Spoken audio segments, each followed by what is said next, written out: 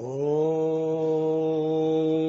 Namo Bhagavate Vasudevaya.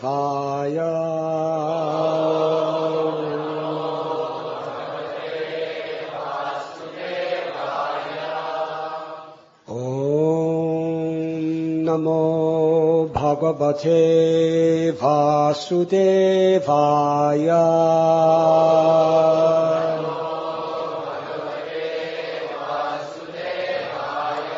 O Isha Jahitvastram Grasantam Bhuvanatrayam Grastani Yenana Krishna Tejam Syastrayuthani Cha.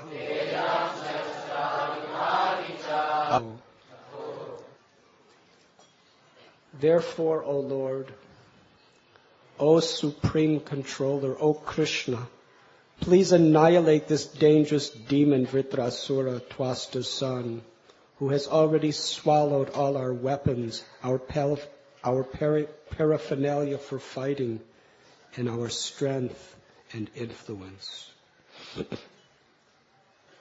Purport by His Divine Grace, A.C. Bhaktivedanta Swami Prabhupada. The Lord says in Bhagavad Gita, Namam duskritanor mudha prapadyante naradhama mayaya parita jnana asuram bhavamashrataha chaturvidha bhajante mam jana sukritanor artho jigyasurartharthi jnani cha bharatharshabha. Those miscreants who are grossly foolish, lowest among mankind, whose knowledge is stolen by illusion, and who partake of the atheistic nature of demons, do not surrender unto me, O best among the Bharatas, Arjuna. 4 kinds of pious men render devotional service unto me: the distressed, the desirer of wealth, the inquisitive, and he who is searching for knowledge of the Absolute. The 4 classes of neophyte devotees who approach the Supreme Personality of Godhead to offer devotional service because of material motives are not pure devotees. But the advantage of such materialistic devotees is that they sometimes give up their material desires and become pure. When the demigods are utterly helpless, they approach the Supreme Personality of Godhead in grief and with tears in their eyes, praying to the Lord, and thus they become almost pure devotees, free from material desires. Admitting that they have forgotten pure devotional service because of extensive material opportunities, they fully surrender to the Lord, leaving to His consideration whether to maintain them or annihilate them. Such surrender is necessary. Bhaktivinoda Thakur sings, Marobi Rakobi Jo Icha Tohar. O Lord, I fully surrender unto your lotus feet. Now, as you desire, you may protect me or annihilate me. You have the full right to do either. Srimad Bhagavatam, Canto 6, Chapter 9, entitled The Appearance of the Demon Vritrasura.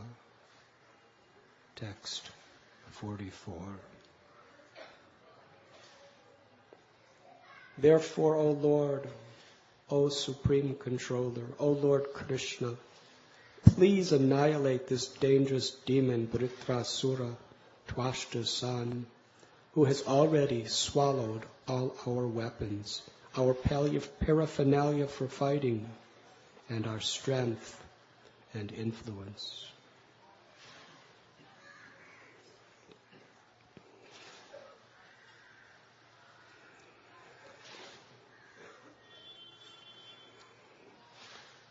Lord Chaitanya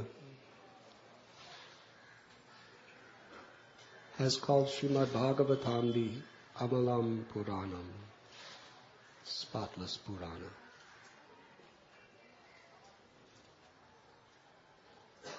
Different than all other Vedic literatures. It specifically and exclusively glorifies unconditional devotional service and culminates in Radha and Krishna's pastimes in Sri Vrindavan Dham. Every word in every sloka on every page of Srimad Bhagavatam is to lead us to that unconditional state of service to the Lord. Dharma projita kaitavatra paramanirmatsaranam satam. From the very first verse of Srimad Bhagavatam, all sub-religious principles promising the aspirant the goals of Artha, Kama, Dhamma, and Moksha are rejected. Only unalloyed devotion is there. In this particular story of Srimad Bhagavatam, which occupies a sizable proportion of the Bhagavatam, there are several chapters regarding this particular historical incident.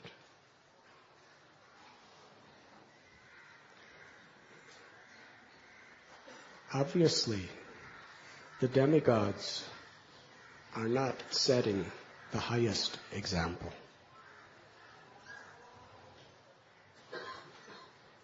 From their perspective of their activities, it could be explained in any of the Puranas, where they're in danger and they're turning to God.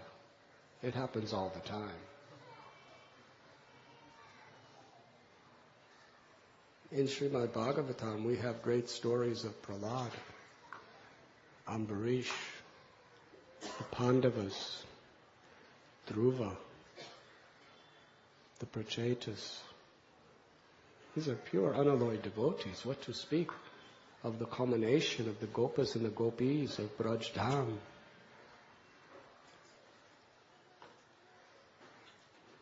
The glory of this story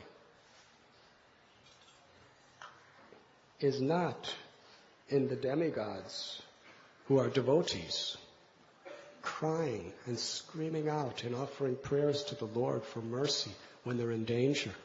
Please annihilate this demon who's attacking us. That is a part of the story where there are many lessons to be learned. But the real glory of this story that makes it suitable material for the Srimad Bhagavatam is the pure unalloyed devotion of Vritrasura. This story is about his inconceivable love for God. And he happens to be a demon. Not only a demon, but he's the leader of the whole race of demons. And he's attacking the devotees. And from the description of Vritrasura, he doesn't look like a pious person. Generally, we read about the descriptions of devotees' bodily features, and they're very much in the mode of goodness because of the way they live and what they eat and how they deal with others.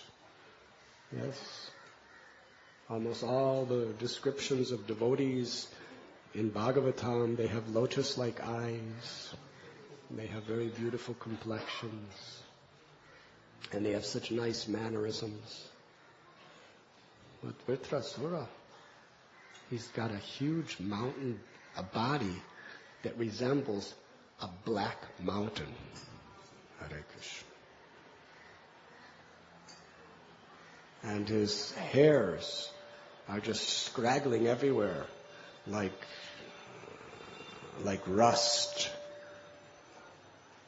Huge fangs of teeth and a gigantic mouth that appears it can swallow the universe and eat all living beings. And his eyes are anything from lotus-like. They're instilling fear in all living beings of the universe. And he's not holding japa beads. He's holding a trident. Hare Krishna. And he's roaring. And everything is shaking.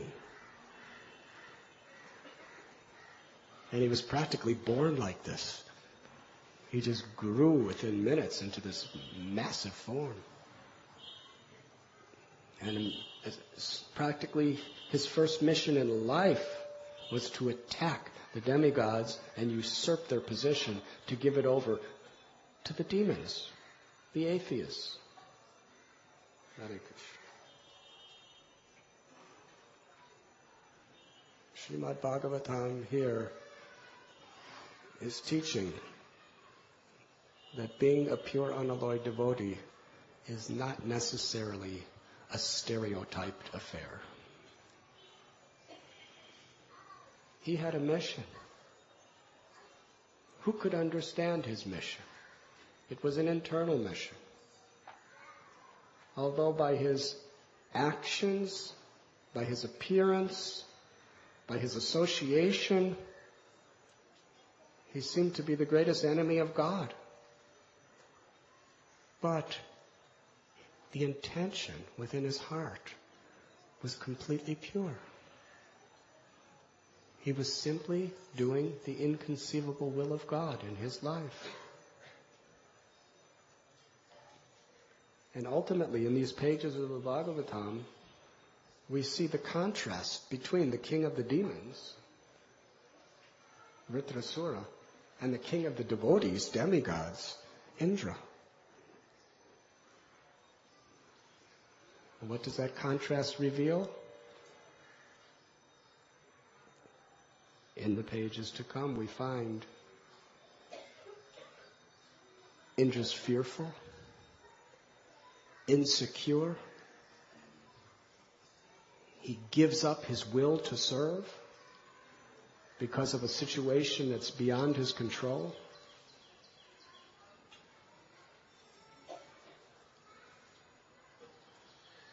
Krishna says in Gita, Vyavashayatmaka buddhir ekeha kurunandana, buhushaka hinantascha buddhayo vyavashayanam. Those who are on this path are resolute in purpose. Their aim is one.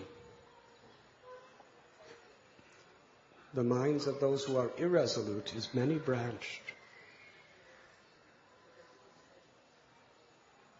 The test of our real sincerity in Krishna consciousness is how we endeavor with determination, even in this face of great difficulty, even in the face of opposition, fear, or failure.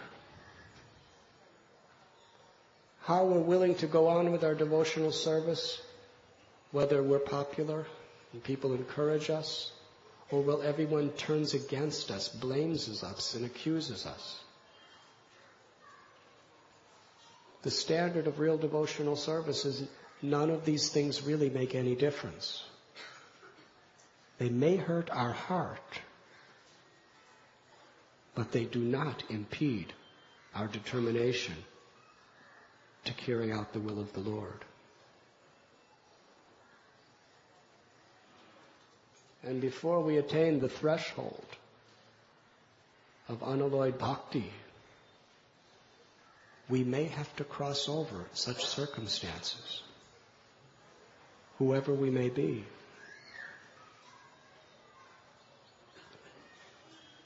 Indra, yes, he's attached to his Nandan gardens.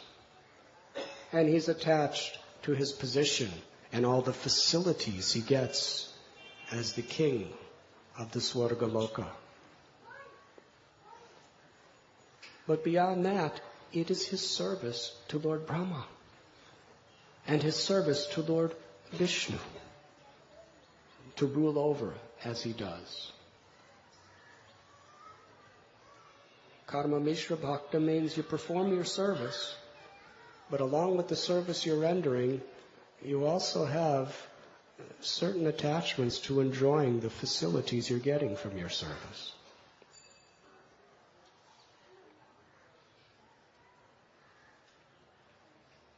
Now what do you do if Krishna gives you facilities and you enjoy them? Are you supposed to just not enjoy them? Yes? It's like a facility is the beautiful deities. Are you supposed to not enjoy seeing the deities? Or Srila Prabhupada may build a beautiful temple in Vrindavan with a beautiful garden, or Mayapur. Such wonderful facilities Prabhupada has given his devotees in Mayapur. We don't go there to enjoy, but how could we not enjoy seeing nice fountains and so many nice animals? There's a few nice people too sometimes. How not to? Naturally, spontaneously, we enjoy. Srila Prabhupada wanted us to be happy. He wanted us to have nice facilities, that we could be happy and Krishna conscious.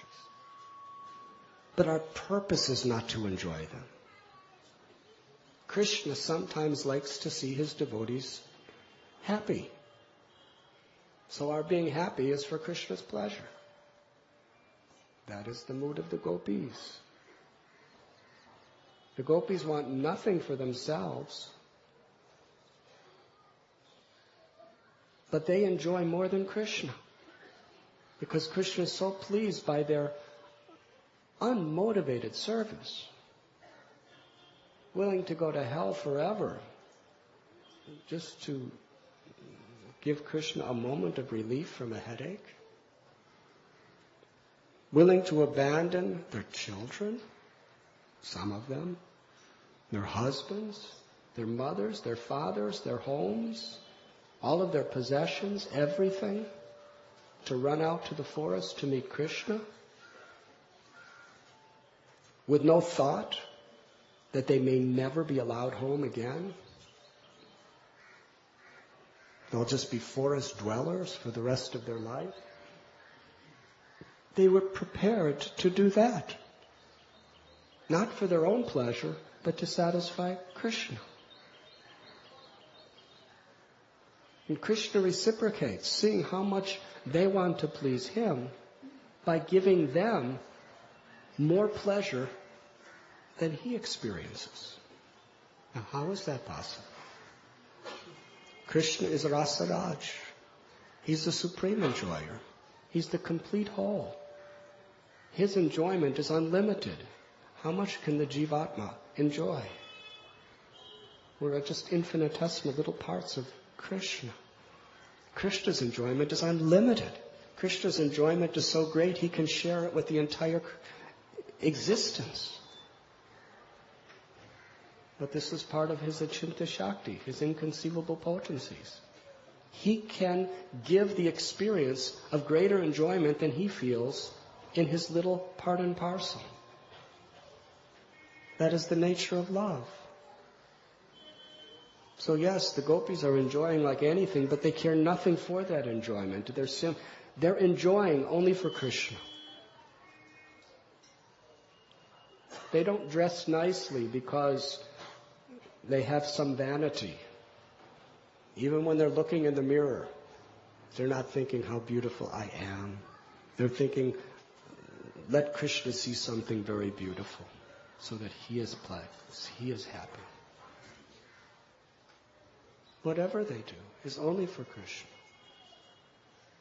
Even when they pray to Krishna, asking for something that appears that they want, they're only doing it because they know that this will make Krishna pleased.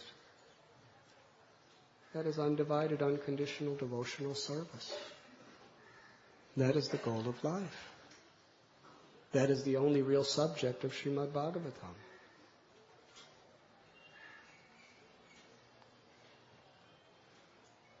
Now, Indra and the demigods, they have a lot of facilities to enjoy, but they're attached to enjoying them. Even so much that they're willing to commit offenses if they feel that it is jeopardized. That is a great difference. Our great acharyas pray that they would rather lose everything in their life than commit an offense to a Vaishnava. That is pure devotional service. That is spiritual integrity. Chaitanya Mahaprabhu prayed, Amanina manadena. We should offer all respect to others, expect none in return.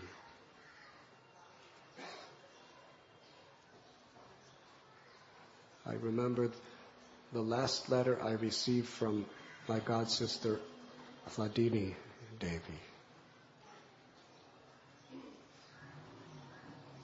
She was in a country in Africa where there was a revolution taking place,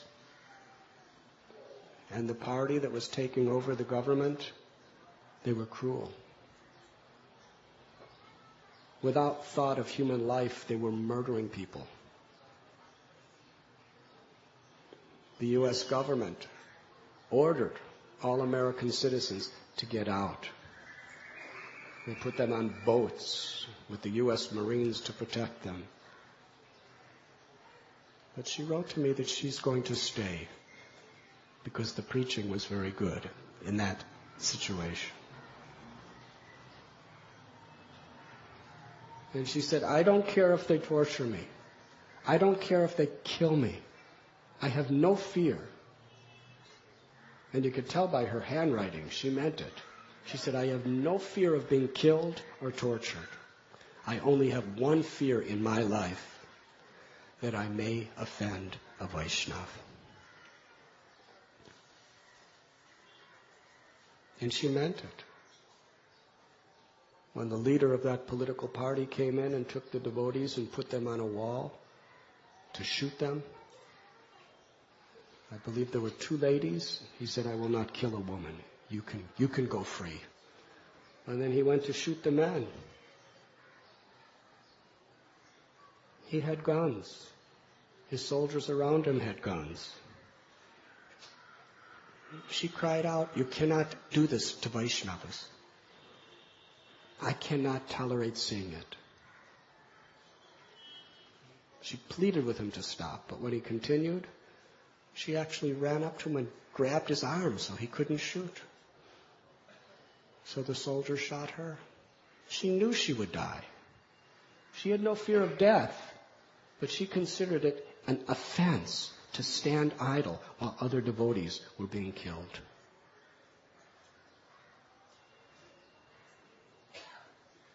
She wasn't a Kshatriya either. She was a Vaishnava. Many years of her life she was a pujari, a Brahmin.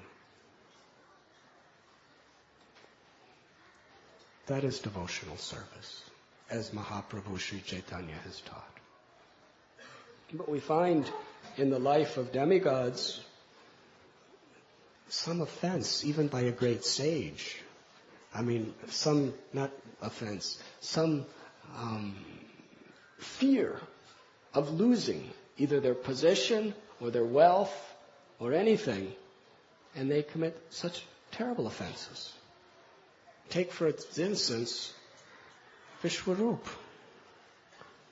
Vishwarup was the friend of Indra. Vishwarup was a devotee. By Vishwarup's help, the demigods regained all their powers. But because he did one little thing, he offered an oblation for the demons just because that was his nature.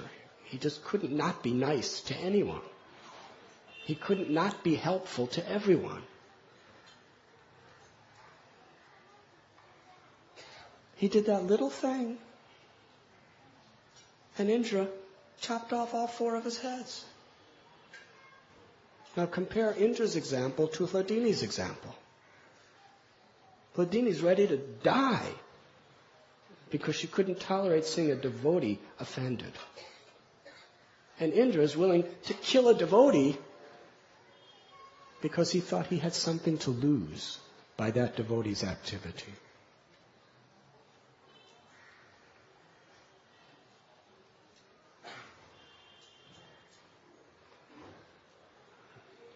The demigods are running to Krishna, helplessly, taking full shelter with tears in their eyes because they're about to be annihilated. Hare Krishna. And they're afraid. Now Srila Prabhupada explains, because they have tears in their eyes and they're taking shelter and they have nowhere else to go, they're almost pure devotees, Srila Prabhupada says. So we learn from this story how very, very difficult situations that come upon us are often the best arrangement for us to become serious about Krishna consciousness. Queen Kunti prayed for these kinds of Britrasuras to attack. She prayed for calamities. And the type of difficulties that Kunti Devi endured in her life were so painful. A mother's heart who had such deep love. For years and years, her eldest son, Karna, in such a compromised condition. And then she sees her eldest son and all her other sons as bitter enemies on different sides. That hurts a mother's heart.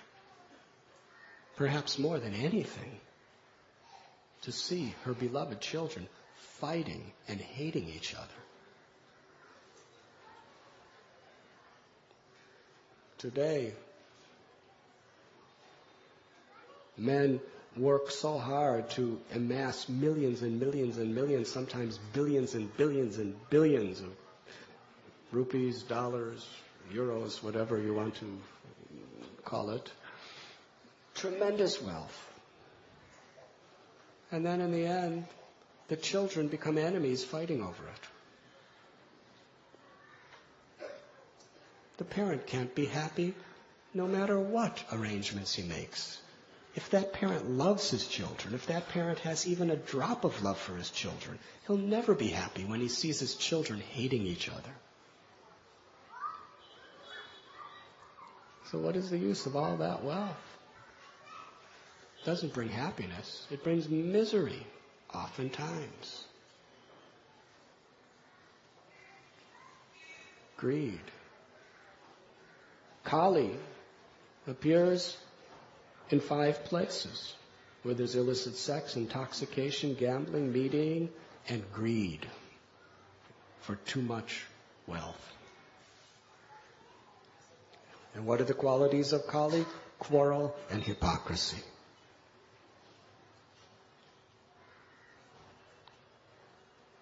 When there's nothing to fight for, still we fight, but it's usually not so serious. But when there's a lot at stake, we really fight. So poor Kunti, she's seeing her children. Karna hated the Pandavas, and the Pandavas hated Karna. Hare Krishna. And the mother is silently crying. And then she sees her beloved 5 Pandava children banished to the forest. She knew that every day for all those years there were plots to murder them, to put them in all kinds of miseries. She was living near the palace. She was hearing directly or indirectly, about the envious schemes of Dhritarashtra and Duryodhana, and she was helpless to do anything. Not small sufferings. When Queen Kunti is praying, Vipada Shantutasha Shvatatra Tatra Jagat Guru, let these calamities come again and again, she's not talking about, a high electrical bill.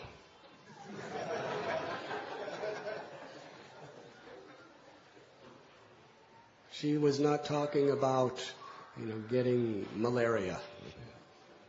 These are small things. She was asking for big calamities. Why? Because in that situation, there's no one else to turn to. In the case of the demigods, if there was anyone else in creation that they could turn to, they would turn to them. The whole world is turning to the demigods when they're in trouble. The demigods couldn't turn to each other because they were all in the same situation. They had no one else to turn to. There was no other possibility of shelter except Krishna. When they looked at Vritrasura, they didn't see a Paramhamsa because they couldn't see in his heart. They only saw the external appearance. They saw death personified. And no one but Vishnu can save us. So they ran to Vishnu. And they prayed. And they cried. And the Lord appeared before them. Srila Prabhupada is explaining herein how, because they were weeping with such sincerity, seeking exclusive shelter from Vishnu and Vishnu alone, they were almost pure devotees. Previously, they were not almost pure devotees. And Srila Prabhupada explains in this purport something very interesting. He's Namam Duskrita Normudha and then Chaturvidha Bhajante Mam. There are 4 types of people who do not turn to God and 4 types of people who turn to God. The first is people in distress. That was the condition of the demigods. Their prayers were not motivated by inquisitiveness or searching for the absolute truth. They were in distress. But because they turned to Krishna, Srila Prabhupada writes that sometimes they become pure devotees.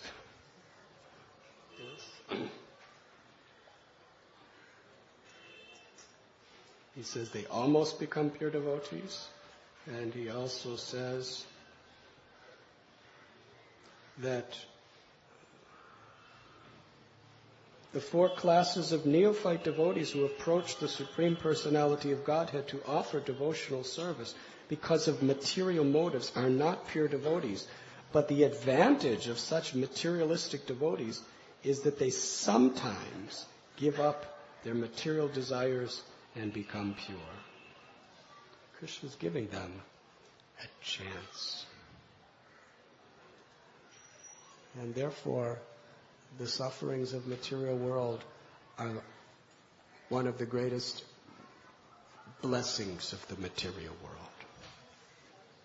If there wasn't serious miseries here, then the spirit soul who has forgotten Krishna would remain eternally forgetting Krishna. The miseries are wake-up calls. And Krishna comes into this material world again and again and again to show us where real shelter is. So that is the situation of Indra. He's crying out for the Lord's mercy. And Vritrasura, in his previous life, he was Chitraketu Maharaj. He knows the whole scene, as they would say. He also had material desires. He was a Karma Mishra Bhakta. He was a devotee of the Lord. He was respectful and eager to serve the great sages. But he wanted a son so bad. For him, it was not only the pleasure of having a son, but it was his duty to his entire dynasty. For countless ages, there was a genealogical table of great kings, all born from the same family line. And he felt so responsible to all of his forefathers, many of which were great devotees of the Lord. And he was going to disappoint everyone.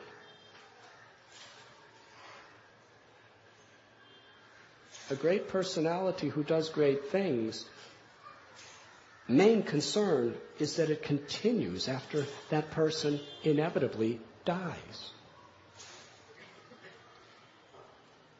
Srila Prabhupada was so concerned.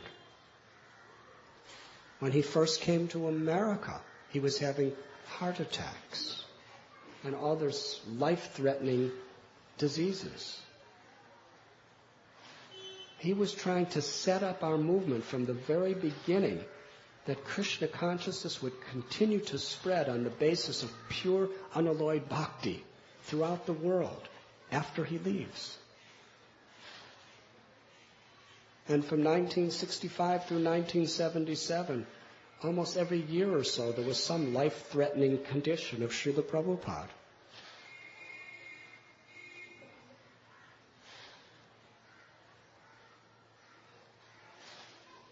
Back in 1970, he wrote the Krishna book.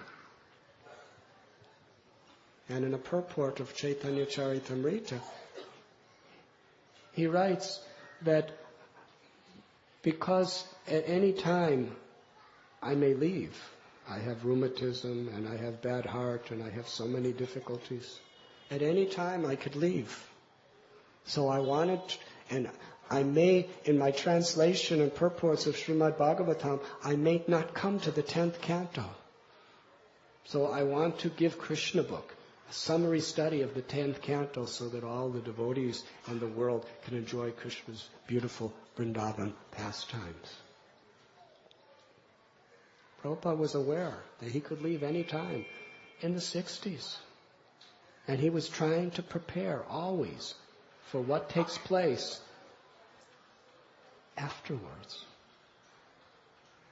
That his mission to his spiritual master and the disciplic succession will carry on. Well, in his own way, that was Chitraketu Maharaja's situation. He was going to be the embarrassment for his whole parampara of kings, who were all of the same family line.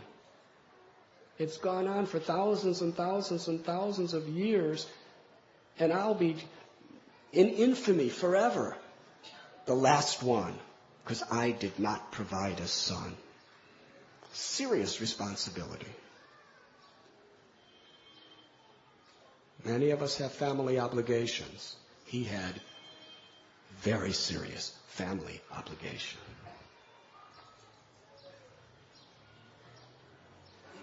So he turned to God for a son. And when the great rishis came to his house, that was what he prayed for, a son. And he got a son. And you know the philosophy of Vipralamba and Sambhog? When there's separation, it makes the meeting more ecstatic. Well, he was in separation from having a son for so many years. And he tried again and again and again through so many queens. If one queen couldn't have one, he would get another queen and another queen and another queen, and none of them had one. He was really in separation. He was crying and weeping. in separation of a son, and finally he got a son. Can you imagine his bliss? It was the pride of his life. It was the all in all. It was his greatest contribution to his family dynasty and to the whole world. He had a son.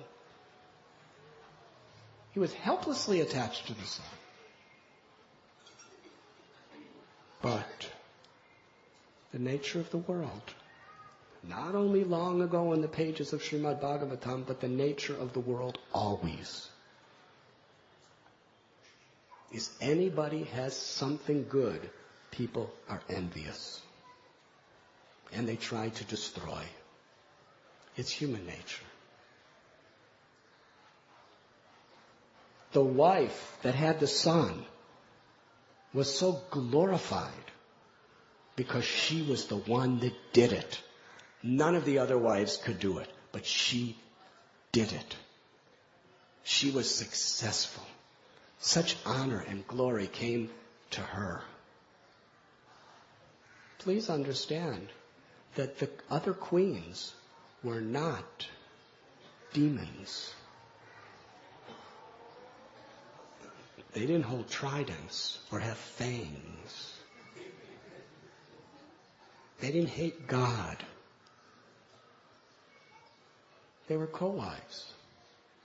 You think Chitraketu, who was such a pious king, would marry a demoniac woman? No. They were all very pious, good people, those queens.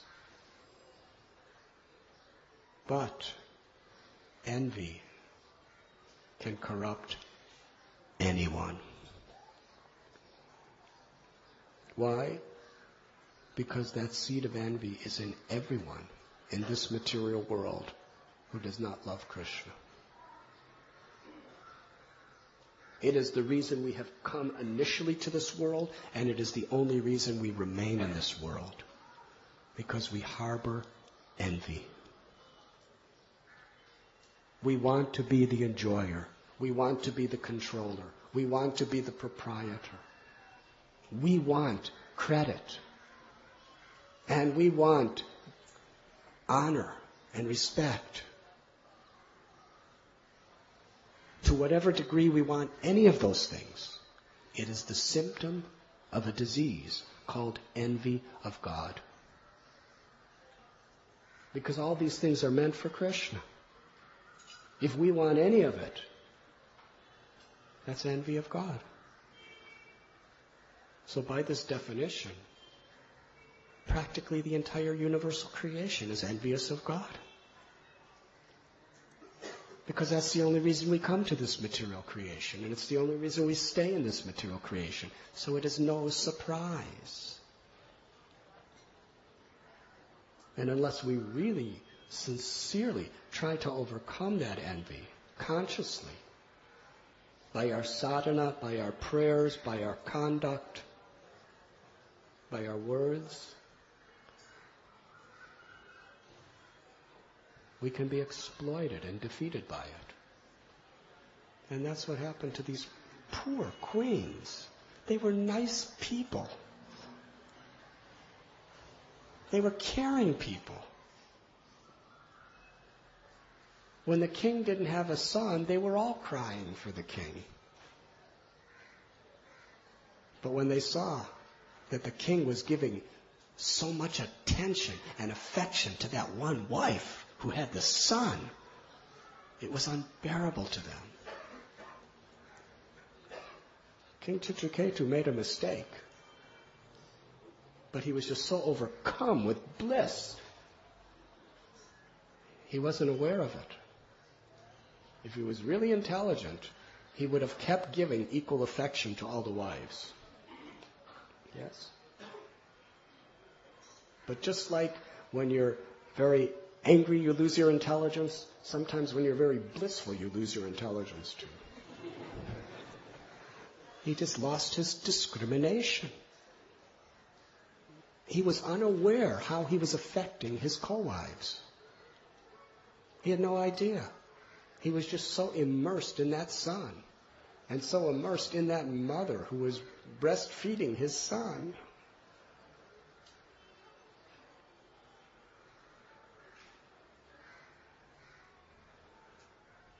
big responsibility. He made a mistake. He showed too much partiality. Not because he was bad, but because he was just caught up by circumstances.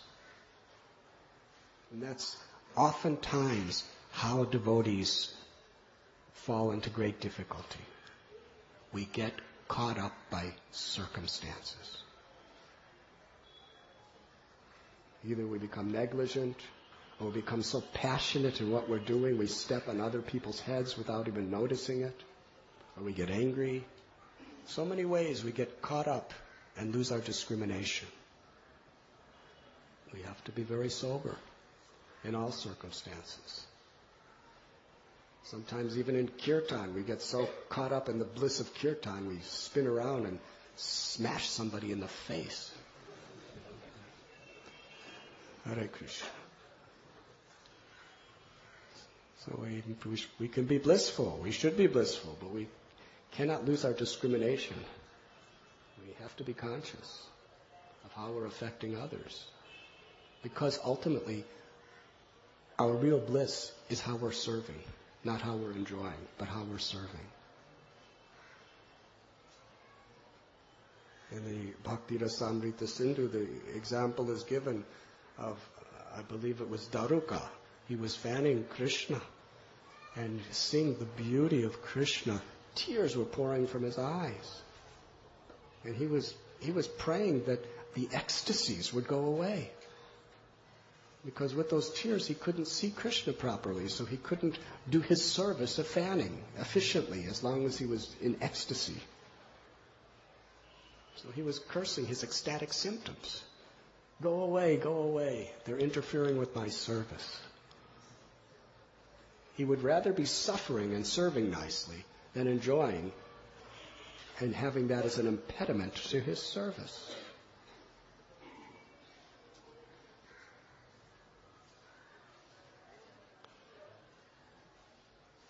So in this case, Chitraketu, he gave so much affection to that son and that wife that all these other pious ladies burned with envy. Because she was getting more credit, more attention than them. Because she was successful and they were not. Because she successfully carried out the will of their husband and they could not. If they were really devotees, they would have been blissful to see their husband blissful. Doesn't matter whether I'm getting credit or anything. Our purpose is to make our husband blissful. Srila Prabhupada repeats again and again, what is the symptom of a Vaishnava? The symptom of a Vaishnava is when they see another devotee getting special mercy, blessings, and empowerment, they are happy to see that. And the symptom of an Avaishnava is they are envious. So the queens were envious. So envious. These simple women, they made a plot to murder their own co-wife. Previous to her having that child, they were good friends with her. No, they didn't murder they did worse than murdering the co-wife. They murdered the child of the co-wife, which was emotionally murdering both their husband and their co-wife. They poisoned the innocent little baby who had nothing to do with any of it. He was just born. And first, Chitraketu suffered immense separation. And because he suffered such immense separation, when he finally got his son and met his son, it was just unparalleled exuberance of joy. But to the degree we're attached to anything in this world, to that same degree we have to suffer. And actually more, because suffering, as we spoke in yesterday's class, has more of an influence on the human heart than happiness does. Because material world, in the balance of suffering and joy, it's a place of misery. Dukkalayam ashashvatam. So suffering hurts the heart more than happiness pleases the heart. Do you all have that experience? In spiritual life, spiritual happiness affects the hearts millions of times more than anything. But material happiness and material distress is more prominent. So how he suffered when that child was gone. Just his bodily symptoms. He couldn't even walk. He couldn't even think. He couldn't even talk. Day after day, week after week, he just wept. He couldn't do any of his duties as a king. He was beyond himself in grief. That's what it took for him to wholeheartedly surrender to Krishna. He knew all about Krishna before. He was associating with Narada Muni, Angira Muni, and all these great sages. He heard their kathas. But this is what it took for him to really take it seriously, to heart. And obviously, he thought he was taking it to heart all along. All those years when he was entertaining the great sages and sitting at their feet and hearing kathas from them and serving them and doing his duty to the kingdom according to the religious principles, he was probably thinking, I'm really doing good. It wasn't until he was put in that predicament. And then, even when Narada Muni came, and I believe it was Angira Muni also, yes? Even then, the only thing he could ask for is his son back.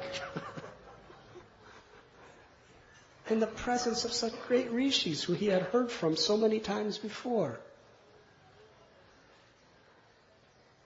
And they brought the son back to life. And then the son preached to him. Basically, the son said, Father, you're in Maya.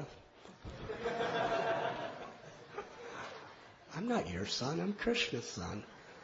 I'm the spirit soul, I'm not this body. Why? My spirit soul is forever. Why are you crying? It was very similar to that drama we saw in Pune of Bilvamangala Thakur. Bilvamangala Thakur, it took him to be in such a severely agonized situation. Can you imagine? He was so attached to that Chintamani that even he completely offended his whole family, disrupted the whole social position, put his loved ones in total misery. In that storm, he swam across the river holding a corpse. He climbed on with a snake up to the window. He was bloody, and he was in tattered clothes, and he came before her with such anticipation of enjoying.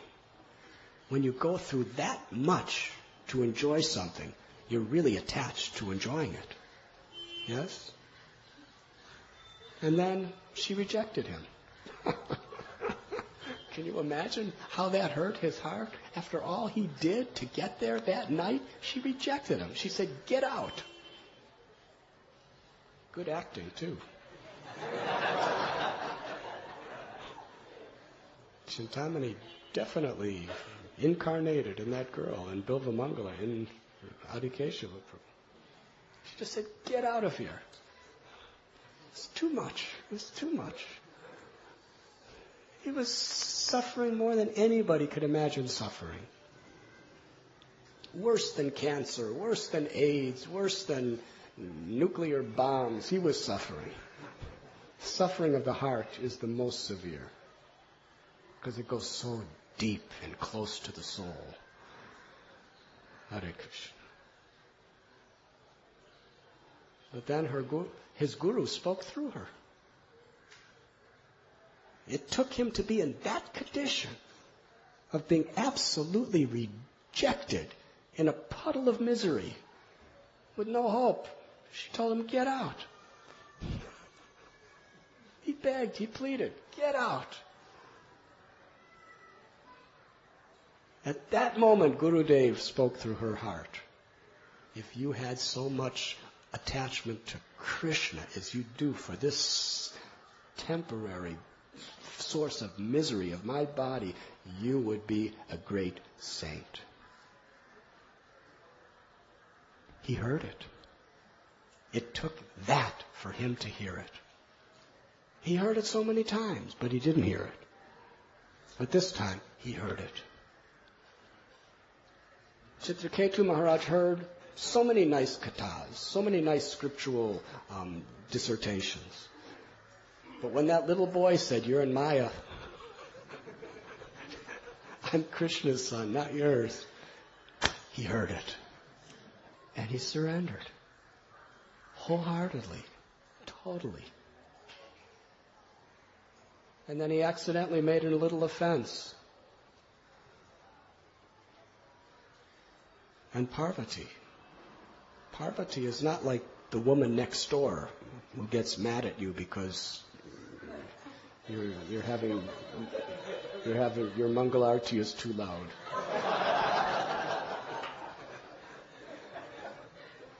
Parvati is the goddess of material creation. She's an expansion of Srimati Radharani. She's a powerful Mataji. And she's so highly esteemed. She's Lord Shiva's eternal consort. It's not a small thing for Parvati to be angry with you. Yes, husbands, you know what you go through when your wife is angry with you. Parvati was furious. And she looked at him straight in the eyes and cursed him to become a demon and go to hell. Now put yourself in Chitraketu Maharaj's position. That's pretty serious. That's very serious. You know, if somebody curses you to become a demon and go to hell, you'll probably have doubts whether they really have the power to fulfill that curse. Yes? You may go to an astrologer and do some special pujas to counteract it, or go to some tantric. Of course, devotees just chant the holy names.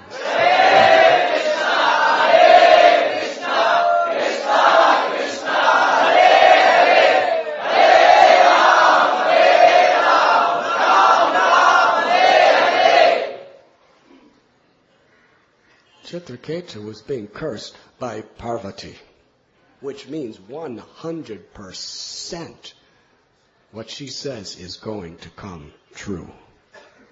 Yes? He knew that she meant it, and it would happen. That he would go to hell and be a demon. And he was happy. He was more happy than any of us when we're eating the Sunday feast.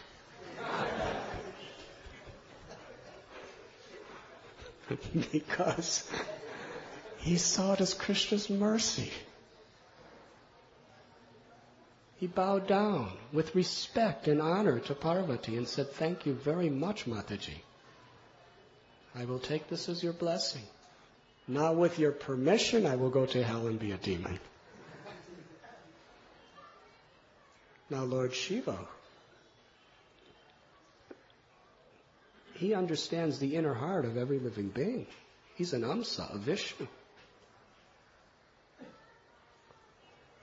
Lord Shiva was so impressed by seeing that. Narayana parasarve nakutashthana bibyate swarga bhavaraga narakeshu api tolyata darshana. He was glorifying Chitraketu to Parvati and to the whole world through the pages of Srimad Bhagavatam. What we see here today is the symptom of a true Vaishnava. Just look at him. He's so fixed in devotional service to Krishna. Whether he goes to hell, whether he goes to heaven, whether he's liberated, makes no difference. He simply wants to serve.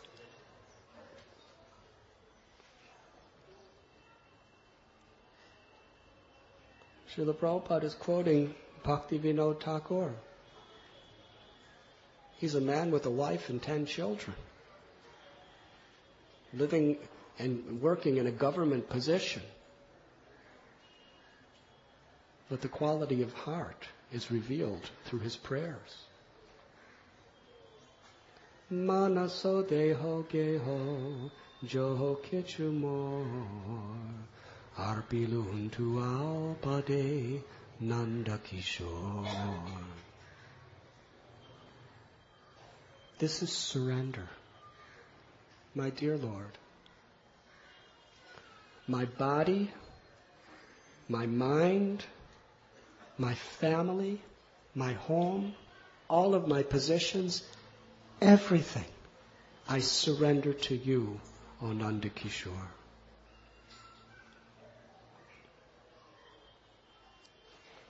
Maro viragobi jo icha tohar nitya dasa prati tua adhikar. If you want, my Lord,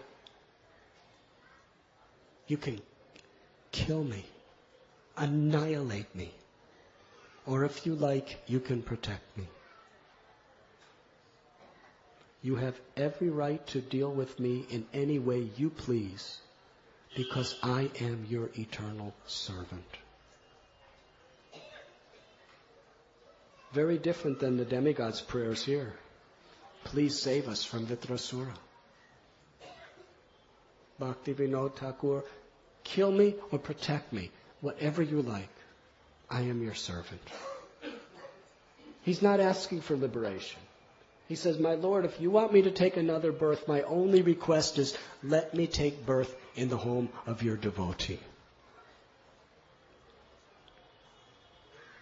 I don't mind anything if I get that. Bhaktivinoda Thakur in this beautiful prayer says, let me take birth as a worm, as your devotee.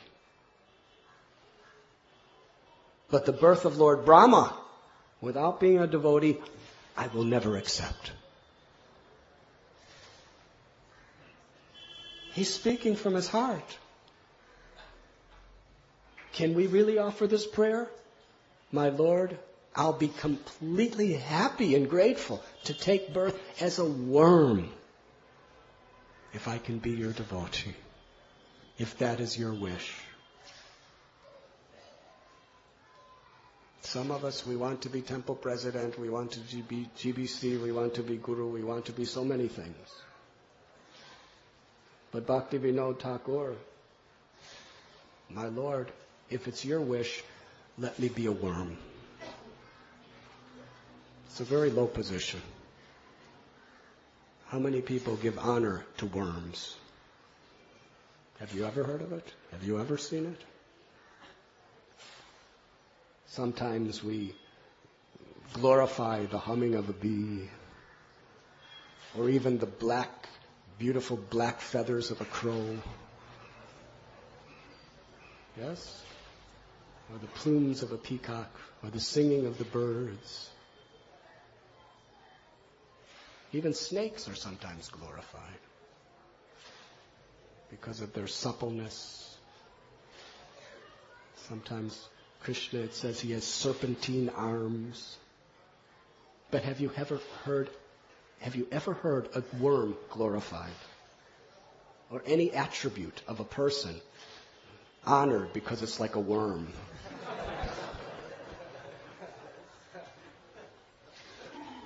It's nothing. Krishnadas Kaviraj Goswami, he says he's lower than a worm in stool.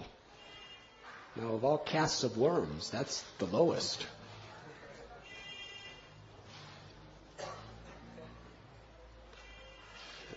This is serious. We must meditate from the core of our heart on how Bhaktivinoda Thakur is praying to Krishna. If it's your wish, let me take my next birth as a worm, but as your devotee. But please, my Lord, don't make me Lord Brahma if I'm not your devotee. What does that mean? That means his only ambition in life is to serve the Lord and please the Lord. Nothing for me, everything for Krishna. That is devotional service. Na danam na janam na sundarim kavitam vajagadisha kamaye mama janmani janmanishwari bhavatat bhakti rahoita kitvai. If we want to chant the holy name in such a way to really access Krishna's mercy, the Shikshastakam verses is teaching us the consciousness to chant. We must pray for and cultivate this prayer in our own lives. I do not want beautiful women or handsome men. I do not want wealth of any size. I do not want fame, position, high education. I do not even want to be relieved of suffering. I do not even want liberation. Only one thing I want, my Lord. I want to serve you in any condition, anywhere, birth after birth after birth. Let me serve you. Let me please you. That is Krishna consciousness. Obviously, this is a very high platform. We cannot pretend to be like that. But it is our aspiration. Unless we make that our aspiration and strive for it and prepare ourselves for it, we cannot really understand with our heart what is Vrindavan. Vishayachadiya kabe sudaha bimana kabe hamaherebo Sri Vrindavan. Thakur Narottam explains what is the qualification to understand what is Vrindavan. When there is no selfishness within our heart. When there is no ulterior motive except the pleasure of the Lord. We chant the holy names with this goal in mind. We read the scriptures with this goal in mind. We serve the Vaishnavas, worship the deity, perform our activities in devotional service, raise our families. Everything is with this goal in mind. This is the special contribution of Sri Chaitanya Mahaprabhu. Srila Prabhupada, when he came to the West, he said there are so many religious societies. We're not coming to just give another religion. The specific, special purpose of the Hare Krishna movement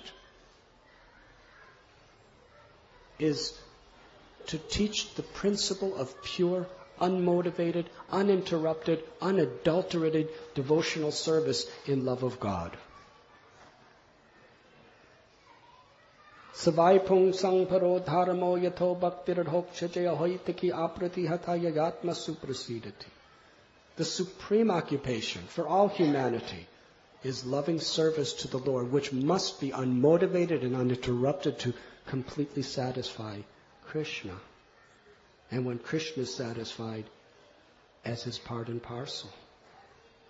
When the root of the tree is happy, we are satisfied forever. Without even wanting it, we are satisfied. That is our purpose. And with this guiding light Just like when sailors are in the sea, they understand what direction they're going by the North Star. Yes? That's the guiding focus, the North Star. They can understand exactly where they're going according to the North Star. So the North Star of a Gaudiya Vaishnava is this. Nadanamna janamna sundaring kavitam vajagatisha kamaye mama janmani janmanishwari bhavatad bhaktirohaita kitvayi. We want undivided devotional service. We want pure love of God. And we will pray for that. And we will long for that. And our relationships will be based on how to achieve that. And how to help other people achieve that. Nothing else.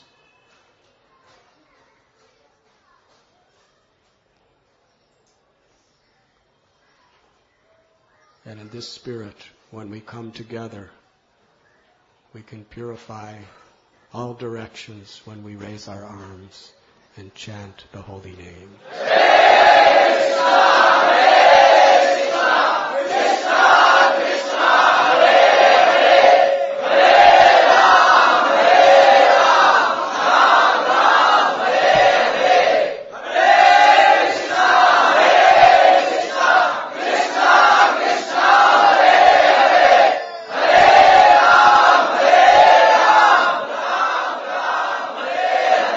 Much louder, please.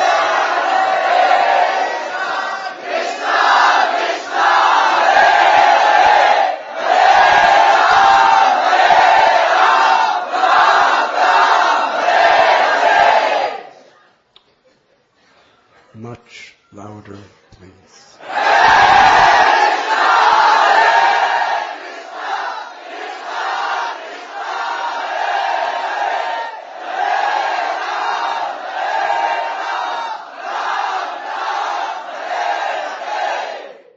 Srila Prabhupada ki jai.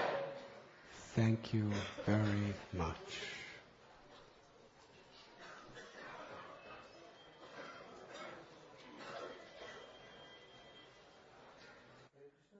Announcement for all the councillors. At 11 o'clock there will be a meeting in the congregation room for all the councillors. Old congregation room.